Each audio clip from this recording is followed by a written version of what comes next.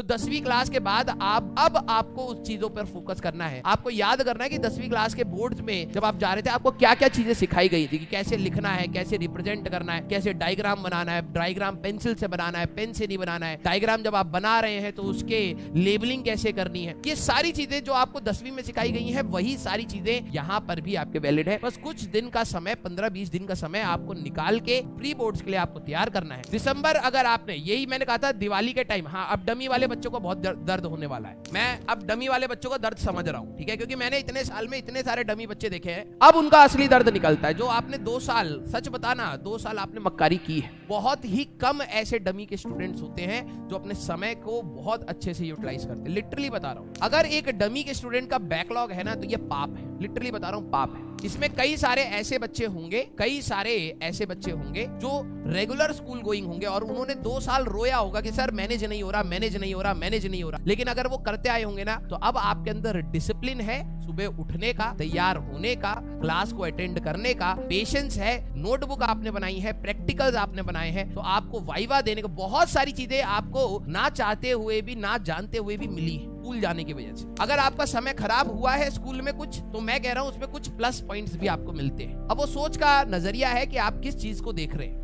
अब डमी वाले बच्चों जितने भी है ना, उनका सारा कंसंट्रेशन आखिरी में पता क्या पे आ जाता है। वो भले ही, अब देखना डमी में 2 टाइप के स्टूडेंट्स हैं, एक प्रॉपर सीरियस और एक प्रॉपर जिन्होंने सिर्फ बहाना लिया उसकी, हम रात को पढ़ेंगे, हम दोपहर में पढ़ेंगे, सोने का स्लीप पैटर्न खराब कर रखा है। बहुत सारे इश्यूज हैं जिनको मैं टच नहीं करना चाहता। लेकिन अब जो जिनका हल्का सा भी खराब है ना, उनका सारा कॉम्पिटिशन साइड होने वाला है। क्यों? क्योंकि उन्होंने पूरे 2 साल में ढंग से रिटन टेस्ट या सब्जेक्टिव टेस्ट नहीं दिए। भले आपकी तैयारी जो भी हो, अब वो डेंट मारती है यहाँ पर प्री बोर्ड्स के टाइम पे। क्यों? क्योंकि अब आपको प्री बोर्ड्स और बोर्ड्स के लिए तो कलम चलानी है, आपने लिख के ही नहीं देखा। आपका लिखने का तरीका, हैंड राइटिंग, स्पीड, ये सारी चीजें जा चुकी है। 1.5-2 साल का आपका प्रैक्टिस खत्म हो गया।